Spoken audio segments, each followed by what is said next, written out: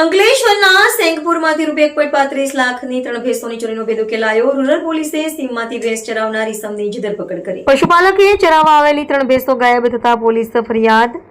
Ankleshwar rural પોલીસે આરોપીને ઝડપી મુદ્દામાલ રિકવર કર્યો. અંકલેશ્વર તાલુકાના સેંગપુર ગામની સીમમાંથી રૂપિયા 1.35 લાખની કિંમતની 3 ભેંસોની થયેલી ચોરીનો અંકલેશ્વર રૂરલ પોલીસે ભેદ ઉકેલી કાઢ્યો છે. આ મામલે પોલીસે સેંગપુર ગામના જે કિસ્સાની ધરપકડ કરી 3 ભેંસો કબજે લઈ કાયદેસરની કાર્યવાહી હાથ ધરી છે.